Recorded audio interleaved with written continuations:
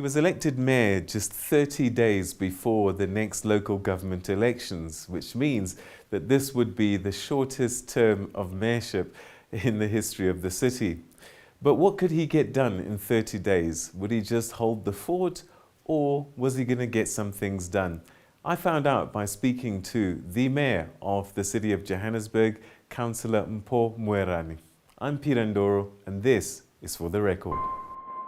When you were sworn in, it was quite an emotional day for you. Joyous in getting a position, but at the same time, sadness that your comrades had passed. Yeah, look, it has been a difficult period, losing two mayors in a short space. With Mayor Mpho, who spent a lot of time in hospital, I think a few weeks in hospital, and we were shocked. After his release and went back to hospital, we were shocked that he's passed on. We were all devastated. But with Matongo, it was more painful. He was young, bright, intelligent. A car accident was an unacceptable way of leaving us. He had a lot to do. He had promises. He made promises to the people of Johannesburg. Being in office for 6 weeks was a shocker for us. And we're still mourning his untimely death. So in your acceptance speech, you talked about spending the next 30 days, because that's pretty much your term of office, focused on service delivery and I suppose carrying on the work of your predecessors. You've been mayor now for just over 2 weeks, under 3 weeks. Have you been able to do anything, or is it just literally holding the fort? Well, I think we have done a lot. Firstly, I didn't want to come up with new programs. We had to continue where both our former mayors left off. Accelerated service delivery, making sure that the people of Johannesburg get basic services. That was the first part. The second part was to normalize the electricity in our townships, in particular Soweto, Orange Farm, Ivory Park, Diepsloot, and Finetown. They were experiencing a lot of problems on the ground with Eskom. And when I interacted with Eskom, Eskom said, but people are not paying. How can we give a service to the people that are not paying? We're focusing on paying customers. I would go back to the ground, to the residents, and say, we have to sort out the payment issue. They said, we are willing to pay, but we must pay for reliable electricity. We're not getting it. Eskom would come and do load reduction. When everybody else has electricity, they say they're targeting people who are not paying. They would enforce their credit control by switching off mini substations, which would affect 4 blocks and a number of customers. And you go there, people are saying, why must I suffer for my neighbor? I'm paying my electricity. My neighbor is not paying. But now we get punished, and people would stop paying, because why are we paying? There are people who have been without electricity for 2 years, in other areas 3 years, which we said is unacceptable.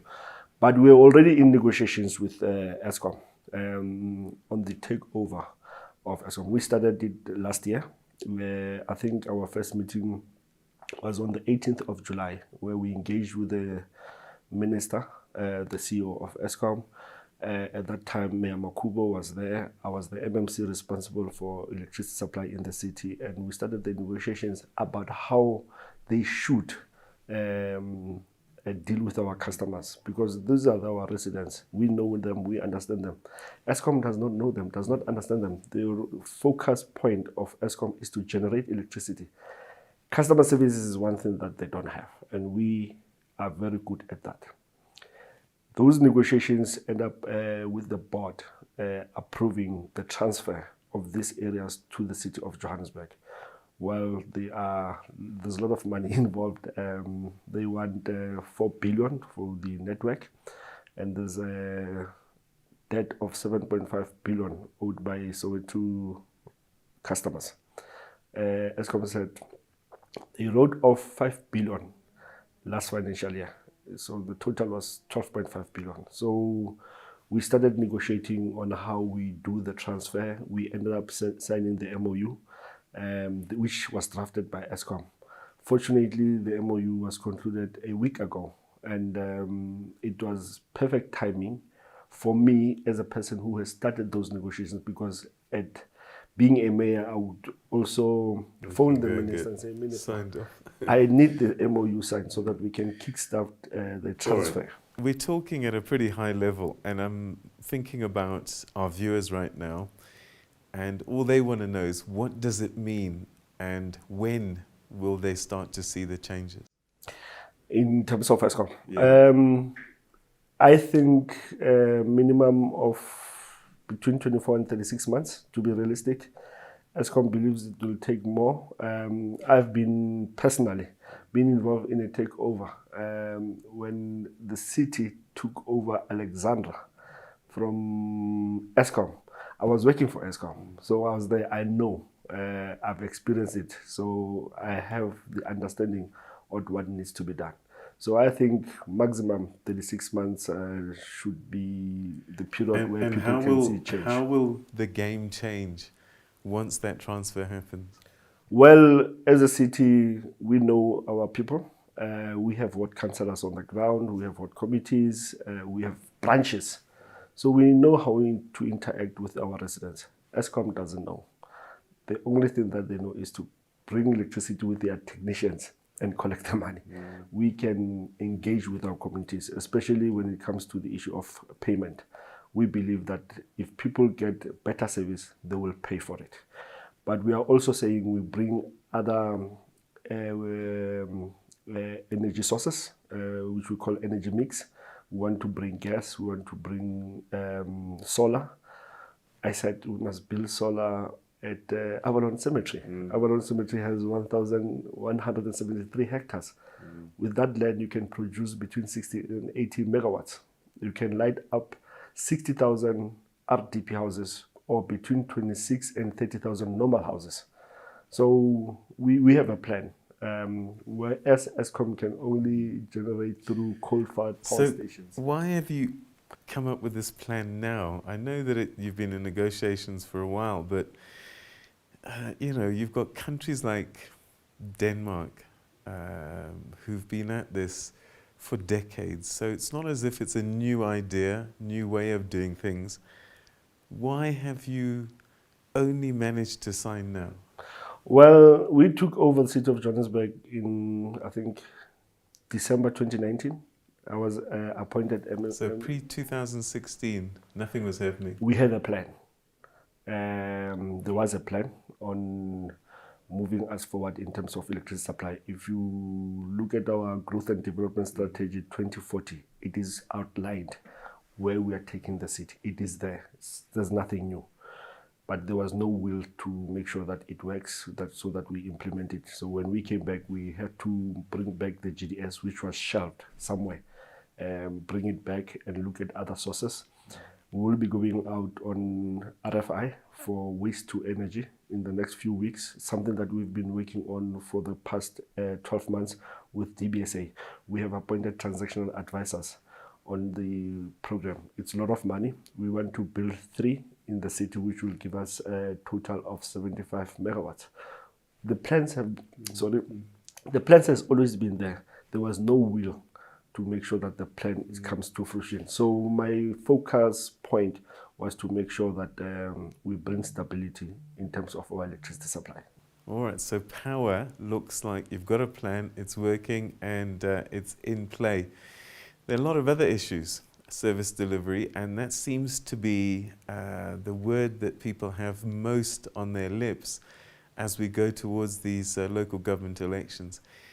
Would you say that as a city you have failed the citizens, or you have done your best and it just wasn't good enough? Well, when we took over, we found mess, and there was no service delivery at all. The officials didn't know what to do. There was no direction. Mayor Mpho started the 120-day service delivery where we would go to the ground.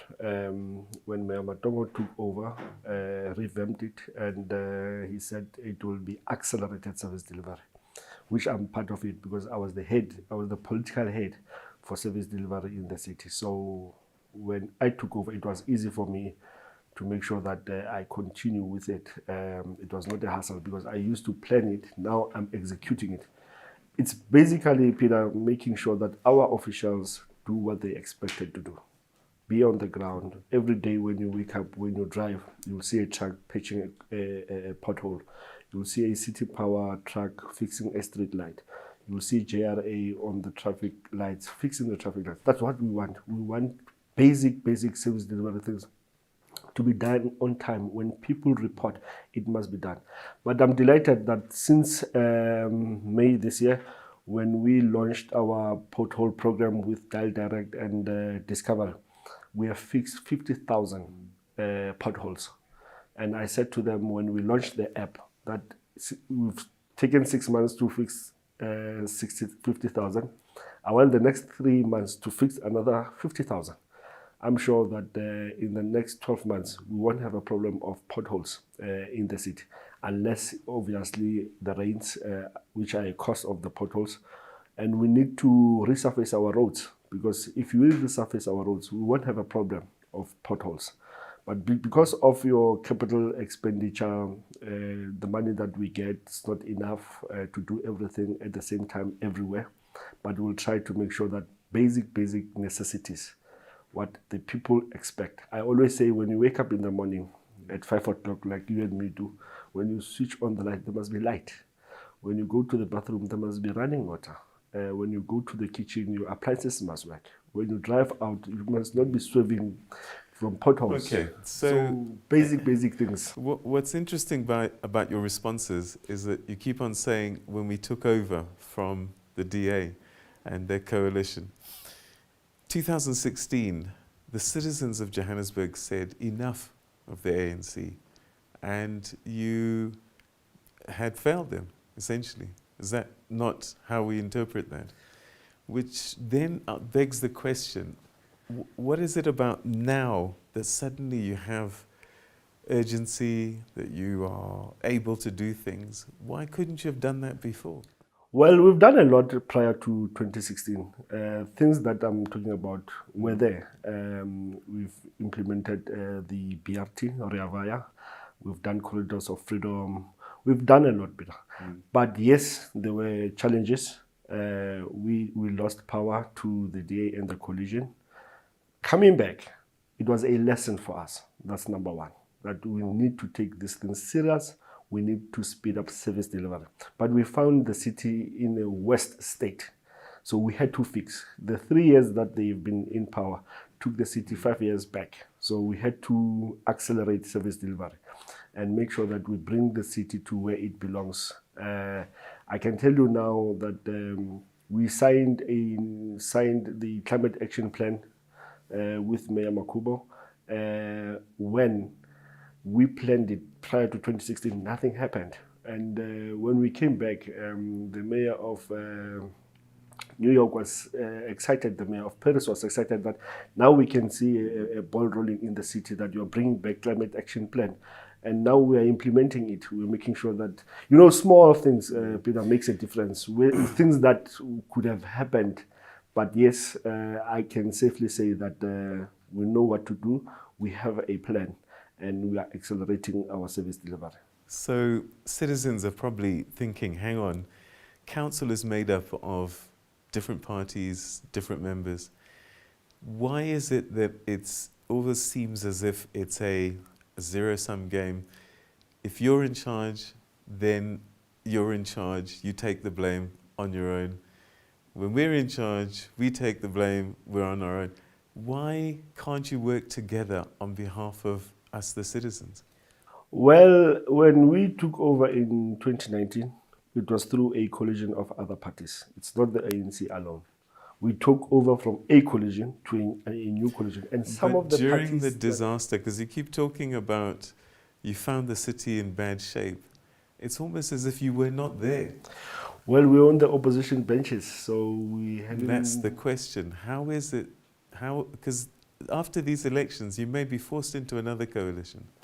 Well, which means you're going to have to work with other parties, especially ones that you don't like. And as a citizen, I want my council, no matter who's in it, to work together. Can you do that? Yes, we're doing it right now. We're in a coalition government with other parties like IFP, COPE, UDM, Al Jama, AIC. We work with them. They were in the coalition with the DA in 2016. And I can tell you that they are happy that they're working with us compared to when they were working with the DA. One simple thing that we've never been in a mayoral committee. When ANC took over, we had mayoral committee sometimes twice a month to plan. There was no strategy and where you were taking the city. The first thing we did was, let's come up with strategic goals where we all believe that it will serve our people. And we have achieved it. We have done things that when we took over in December, we have done them. And our partners are happy. But as the ruling party, we're prepared to work with anyone that have the same goal as we have, because our key priority is to create jobs, close the poverty gap and inequality gap, and make sure that we treat our people the same, irrespective where you are. I come from Alex. I used to look at Sandton and say, wow, what a beautiful suburb. One day, Alex should be like that. So I still aspire to see Alex being like Sandton. And if we address the issue of land in Alexandra Township, will make Alexandra a beautiful place to live in, like the rest of the townships, like Soweto. COVID-19 is still with us, and the challenges that come with it and the disruptions. Is there a plan to keep on helping Joburg citizens after these elections? Yes, we have looked at our rates policy. We have made sure that those who owe us come to us. We look at it, we give you a payment plan, we give you a rehabilitation program. We want to make sure that our business come back. We want people to come and invest. We're making our area conducive for investment. But yes, we're requesting kindly and urging our people to go and vaccinate, because we are worried that there might be a fourth wave. 20 million people have been vaccinated in the country. We as the city, we have vaccinated almost 1.5 million. We want to vaccinate more. Our population is sitting at 5.9 million.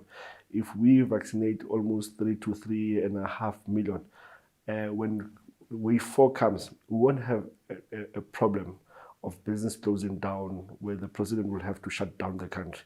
So we are hoping that if we accelerate our vaccination program, fourth wave, we won't feel it. We'll still be on level 1 or level 2 at most, but business will open. There will be our economic activities. We'll have to make sure that we bring it back. In so doing, we'll bring back Johannesburg where it belongs. We contribute almost 16% of the GDP in the country, 40% in Gauteng. We want to continue, we want to contribute more. So we believe that we have a plan as the ruling party. Okay, so as we start to wrap up our conversation, the elections are just around the corner.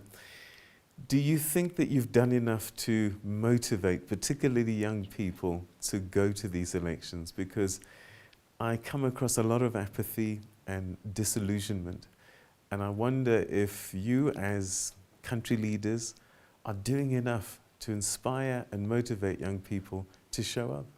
Well, the first thing that we have to do is to create jobs, especially for the youth. Last week, we had a parade of JMPD officers where we had almost 1,500 new recruits. All of them are below 35. It's a youthful police force that we want to create. But we also will be rolling out Wi-Fi. The last council sitting approved that we must roll out Wi-Fi in the city, where our young people, they like social media.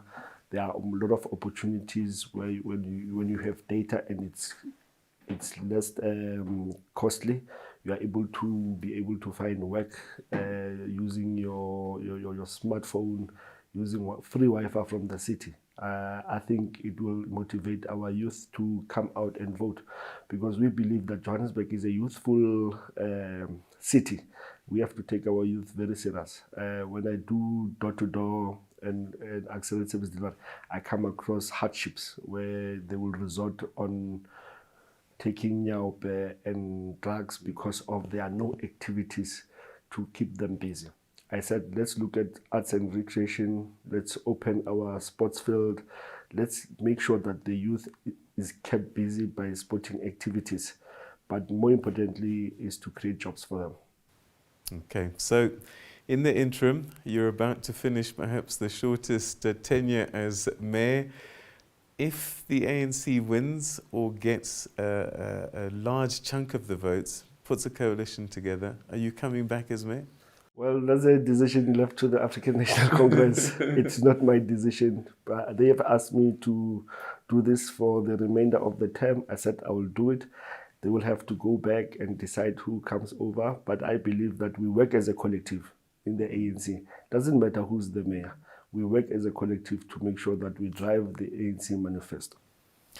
Executive Mayor Mpho Moerane, thank you very, very much indeed for joining us, and we wish you the best of luck with the balance of your mayorship and through to the elections. Thank you very much, Peter.